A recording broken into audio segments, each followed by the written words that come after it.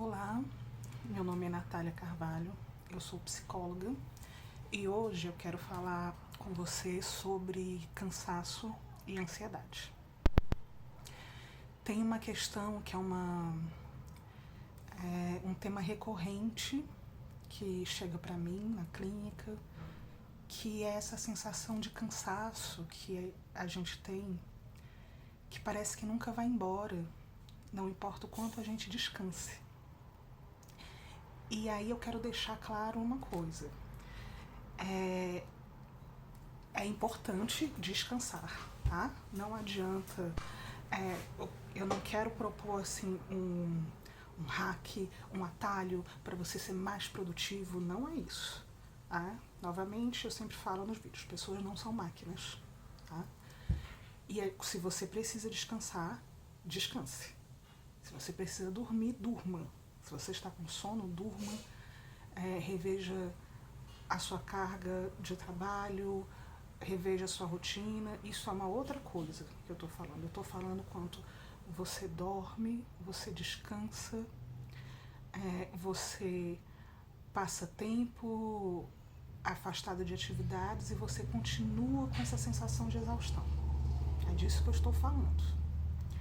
Então, primeiro, vamos entender o que é isso. Porque muitas vezes eu escuto coisas como: eu sou muito preguiçoso, eu sou muito preguiçosa, eu procrastino demais, eu não sou irresponsável. Quando na verdade existe uma sensação de esgotamento mesmo e que a pessoa não consegue fazer o que ela se propõe. Né? E não tem nada a ver com preguiça, ou com procrastinação, ou com a tal da autossabotagem. Inclusive ainda vou fazer um vídeo sobre isso, porque autossabotagem é um termo que eu não gosto mesmo.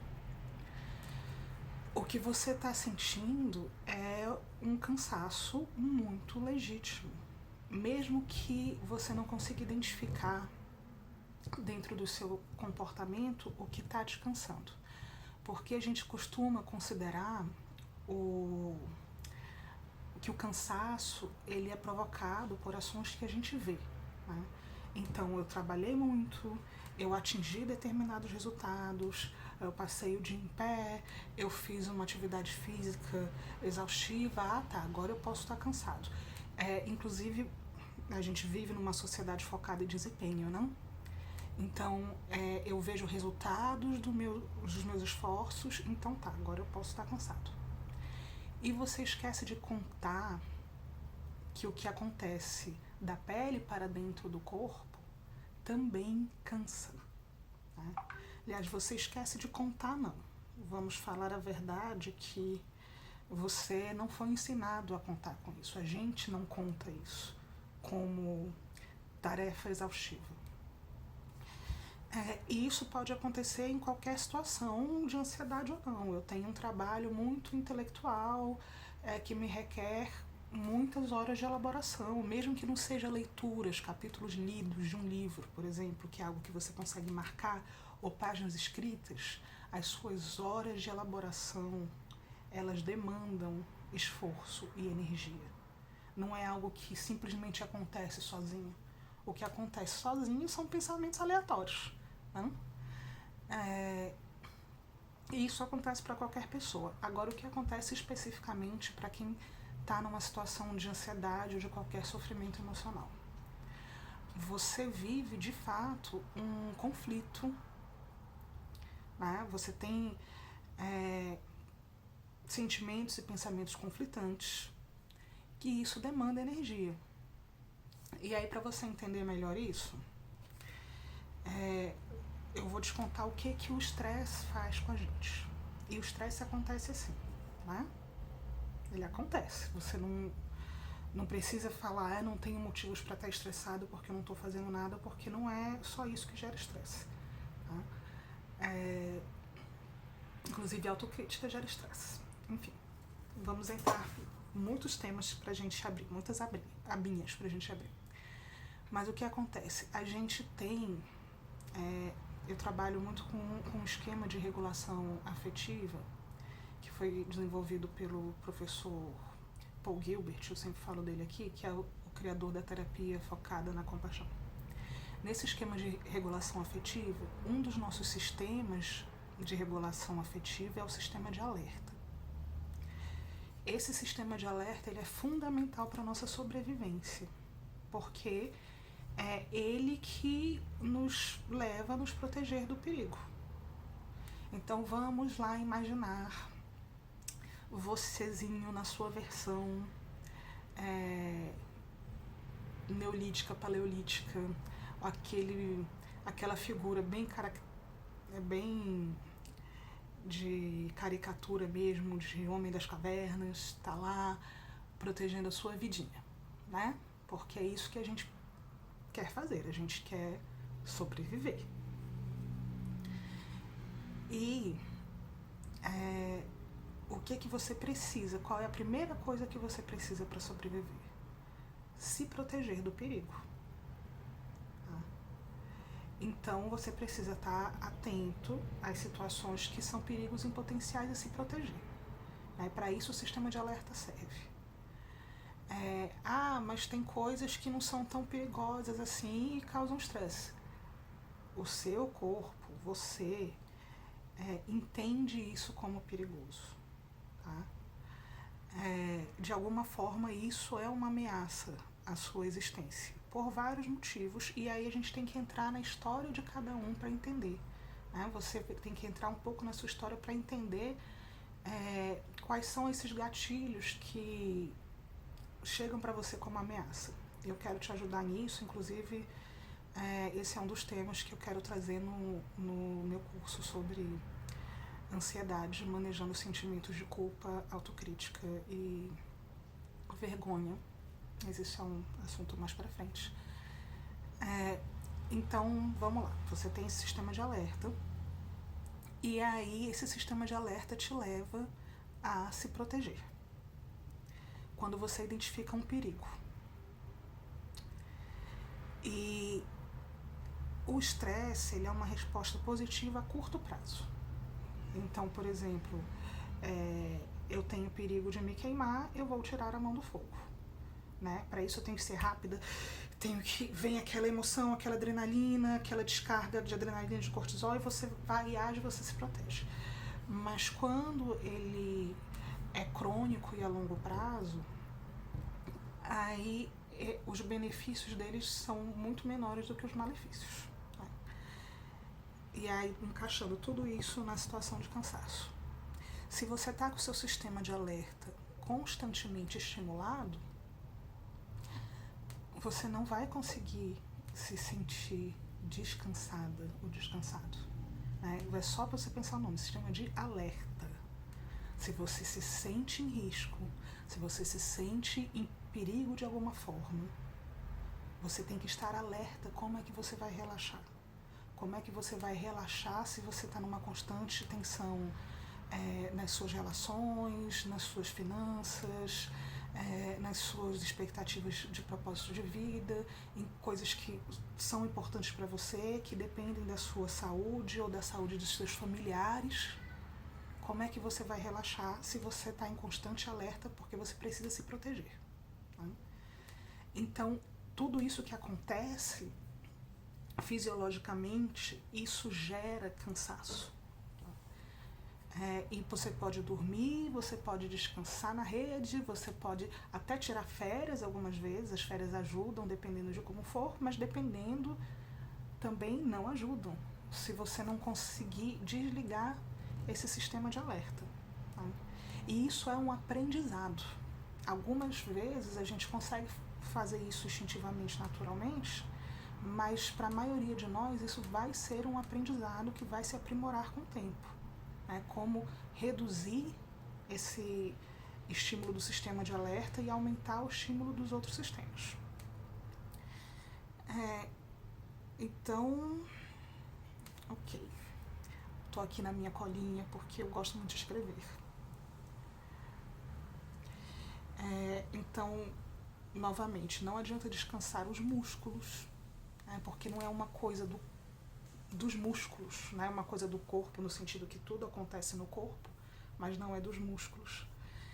E aquilo que vai te trazer relaxamento vai depender também da sua história, mas a gente pode pensar juntos em algumas práticas de como chegar nesse descanso, reduzir o sistema de alerta e aumentar o estímulo do que a gente chama de sistema de filiação, sistema de proteção, de segurança, né?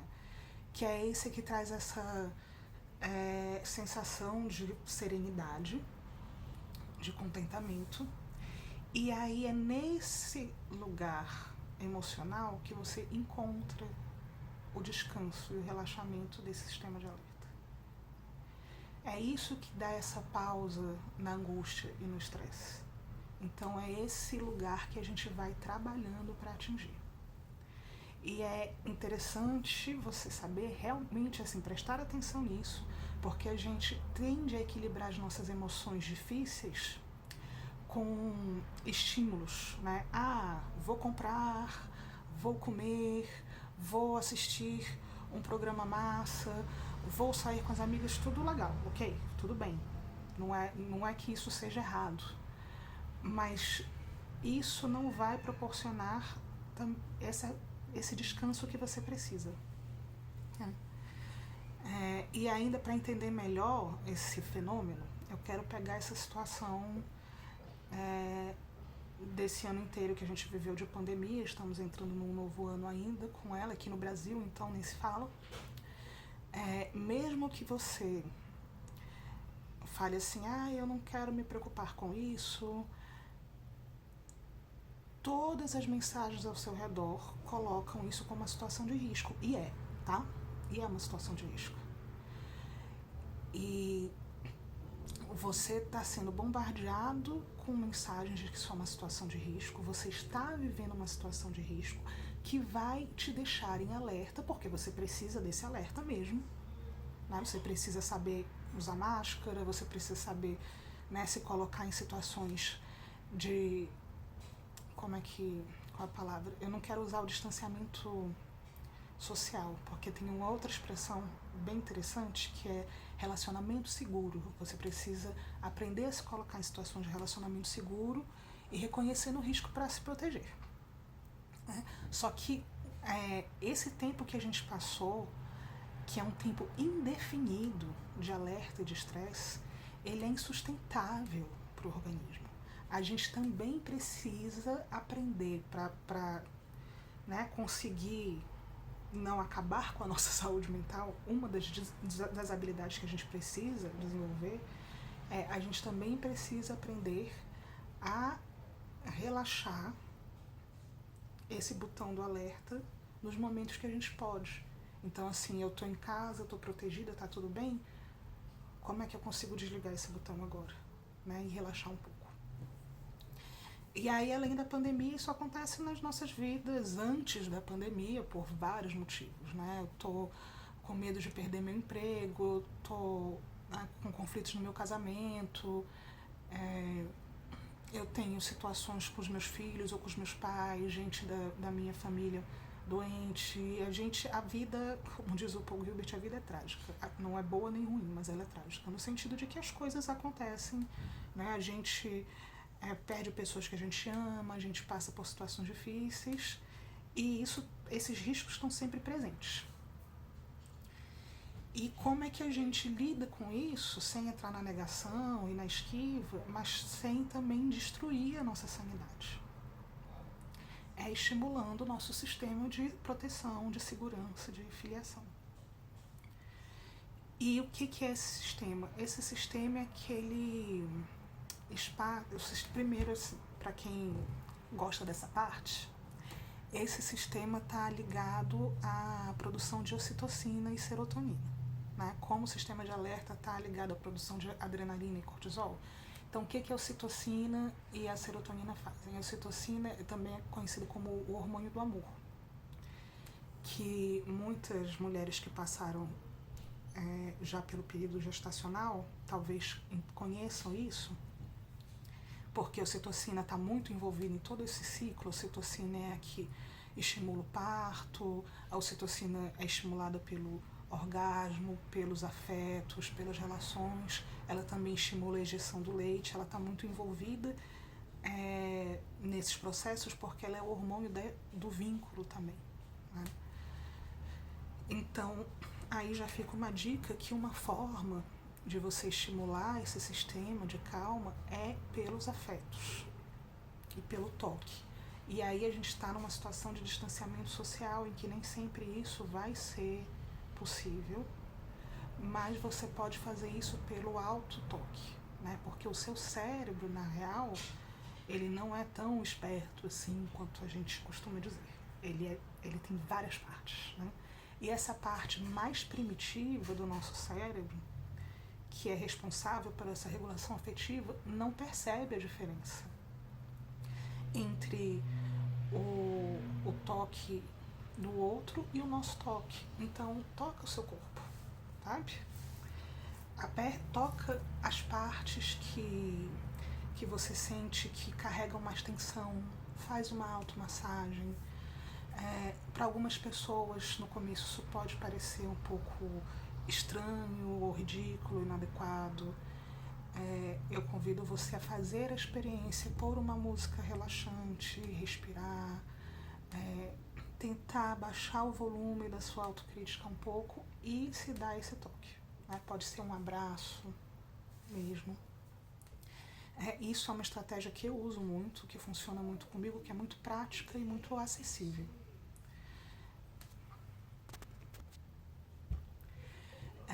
Pode ser que enquanto você faça isso, você sinta sono, você sinta vontade de relaxar, e isso por si só... vou voltar um pouco que eu tive que dar uma pausa. Pode ser que você sinta sono, uma sensação de cansaço, uma vontade de deitar, de descansar. Isso é um ótimo sinal. Isso é um sinal de que você está acionando esse espaço de relaxamento. E aí, se você sentir sono, durma, descanse, faz o que seu corpo pede. Outras maneiras de relaxar são através da meditação ou do mindfulness. E eu posso trazer algumas... Você vai encontrar práticas na internet, eu posso trazer algumas práticas pra gente também. A meditação, né, ela pode ser um estado mais difícil para algumas pessoas. Agora, o mindfulness, eles têm várias formas de ser praticado, que não precisam ser esse lugar de silêncio, né? Mais um lugar de relaxamento mesmo. E aí você pode ir identificando as coisas que te ajudam a se sentir assim, né? Para algumas pessoas pode ser estar na natureza, né? Estar num parque, ver uma vista bonita. É contraintuitivo, mas o exercício físico pode te ajudar muito. Por quê? Porque ele muda a corporeidade, né? Então muda a nossa postura. Quando a gente está com sentimentos difíceis, a gente tende a se recolher, né? Então, mexer o corpo ajuda. Mexer o corpo também ajuda na produção de serotonina. Se você estiver numa situação em que é difícil demais se mover, porque às vezes, né, momentos de ansiedade ou até de depressão tornam difíceis, às vezes até levantar da cama.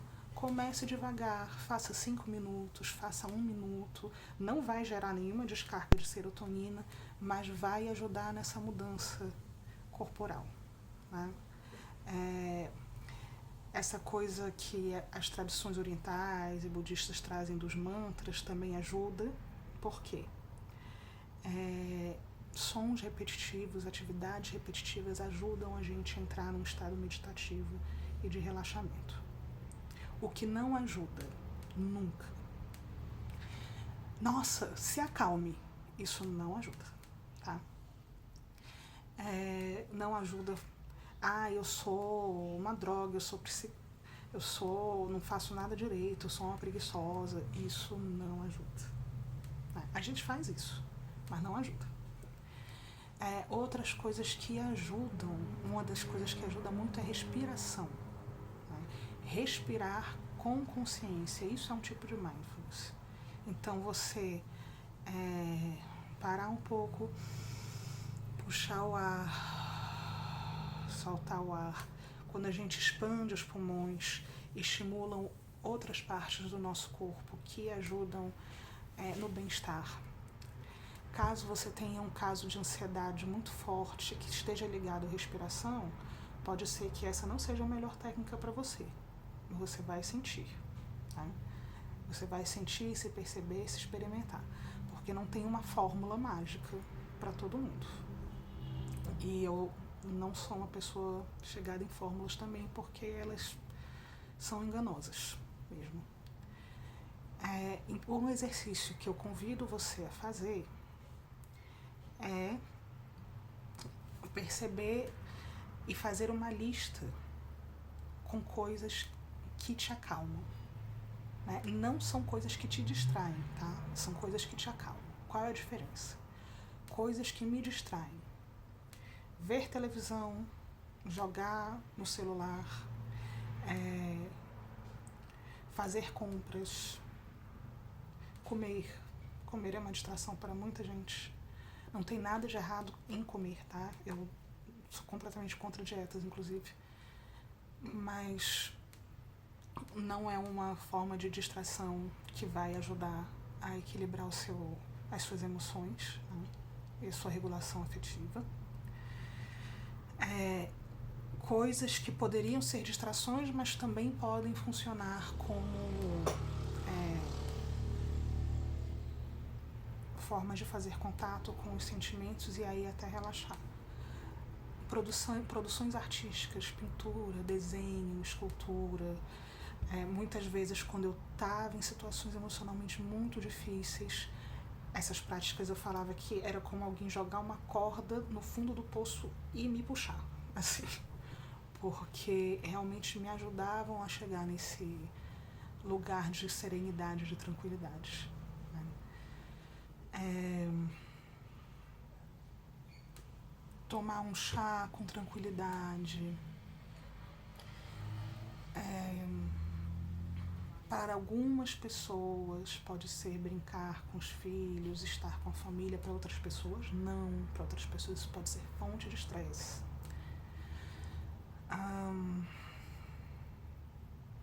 Já falei, estar na natureza, caminhada, corrida. A corrida é muito triste que a gente... E eu percebo isso só nesse ponto da minha vida, hoje, com quase 40 anos. Mas é muito triste que a gente tenha relacionado o exercício físico a emagrecimento. Né? É triste por vários motivos. E um deles é que a gente perde uma das principais fontes de benefício, na minha opinião, dos exercícios físicos, que é conseguir chegar nesse estado de regulação emocional mesmo. Então a corrida, por exemplo, é um exercício extenuante e repetitivo e que muitas vezes vai ajudar você a chegar num estado de tranquilidade. Né? Tem até essa expressão que chama runner's high. Novamente, desculpa pela minha pronúncia, porque eu estou bem enferrujada. Mas runner's high, que é como assim o barato da corrida, que é quando a pessoa atinge esse lugar. Como se fosse meio meditativo. Longas caminhadas, que é o que eu faço, eu não sou muito da corrida. Longas caminhadas em lugares verdes. E eu, por exemplo, gosto muito de cozinhar. Então, mas assim, se você tiver que cozinhar porque você tem que fazer um almoço, isso não vai te ajudar. Mas, por exemplo, sovar uma massa de pão, fazer uma coisa que você se dedique, que requer tempo para fazer e que você vai estar focado no presente, pode ser algo que te ajuda. Para algumas pessoas, limpar a casa é horrível. Para outras pessoas, limpar a casa, organizar todas as gavetas, todos os armários, é quase como uma faxina mental. Então, eu te convido a isso, né? O que te ajuda a experimentar esse estado de relaxamento. Não é uma coisa só. Provavelmente é coisa que você já faz de vez em quando, porque a gente vai descobrindo as nossas formas de se regular. E possivelmente, se você tá num estado de muito estresse, muita angústia, pode ser uma coisa que você não tem se permitido fazer. Porque você pode julgar como perda de tempo, como não ser prioridade, mas é sempre prioridade aquilo que nos traz saúde mental, porque quando a gente não tem essa saúde, a gente não consegue esse desempenho que a gente tanto quer. Não consegue, isso não adianta você dizer, e olha, eu estou falando assim de experiência própria, não adianta você dizer, nossa, mas eu preciso me dedicar ao meu trabalho com todas as forças, se você não tem um momento anterior de se dedicar à sua regulação emocional, porque você vai pifar, né? E é isso mesmo que eu vim falar para vocês hoje, e eu quero terminar falando sobre, até trazendo essa ideia de pifar, porque o que a gente sente muitas vezes é isso, né? Tipo, nossa, eu tô exausta, eu pifei, eu não funciono mais. Essa sensação de que eu não funciono mais, isso está muito ligado à ansiedade, à angústia. Então, não é que você não funciona, é que você está exausto. E se você se sente assim, se você se sente assim, eu vou pedir para você comentar aqui como é que você se sente. É importante porque outras pessoas podem se reconhecer e entender que o problema não é com elas, que isso é algo que acontece com a gente. E se você experimentar alguma dessas coisas que eu falei, também vou pedir para você comentar. Se você, você pode escrever também comentando quais são as coisas na sua lista de relaxamento, porque isso ajuda a dar ideias para outras pessoas também, que precisam descansar e agora eu vou lá para minha atividade nada relaxante. Ó, não sei se vocês estão ouvindo, mamãe. E é isso. Obrigada por me assistir e um beijo.